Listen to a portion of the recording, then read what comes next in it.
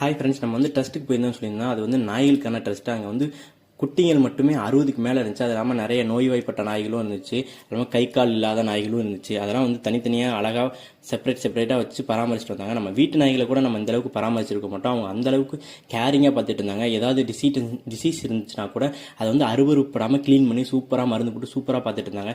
யாராவது தயவு செய்து திருப்பூர் சரௌண்டிங்கில் இருந்தீங்கன்னா நாய்க்குட்டிங்களை வந்து தெருவில் விட்டு கொண்டாதீங்க. அதோட உயிரை காப்பாற்ற ஒரு 100 ரூபா தான் செலவு பண்ண போகிறீங்க. இங்கே வந்து 100 ரூபா டோக்கன் போட்டிங்கன்னா அந்த நாய்க்குட்டிங்களை அவங்களே அடாப்ட் பண்ணி எடுத்துப்பாங்க.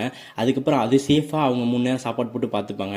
தயவுசெய்து யாரும் ரோட்டில் விட்டு கொண்டுறாதீங்க. அது இல்லாமல் யாராவது நாய்க்குட்டி வளர்க்கணும்னு ஆசைப்பட்டீங்கன்னா இங்கே வந்தீங்கன்னா ஃப்ரீயாகவே அடாப்ட் பண்ணிக்கலாம். நிறைய வகையான நாய்க்குட்டிங்க வந்து வீடு இல்லாமல் இங்கே வந்து அனாதையாக இருக்குது. அந்த நாய்களுக்கு வந்து நீங்கள் வீடு கொடுத்த மாதிரியே இருக்கும். அதே மாதிரி தான் நம்ம போயிருந்தனால நமக்கு ஒரு நாய்க்குட்டி பிடிச்சிருந்துச்சு. சரி, ஓகே, அந்த நாய்க்குட்டி அடாப்ட் பண்ணிக்கலாம். நம்ம வந்து அடாப்ட் பண்ணி எடுத்துகிட்டு வந்துட்டோம். இந்த நாய்க்குட்டியை பற்றி நெக்ஸ்ட் வீடியோவில் வந்து நான் தெளிவாக போடுறேன். இந்த மாதிரி யாரும் நாய்க்குட்டியை வந்து தெருவில் விட்டுறாதீங்க. ஓகே ஃப்ரெண்ட்ஸ், பாய்.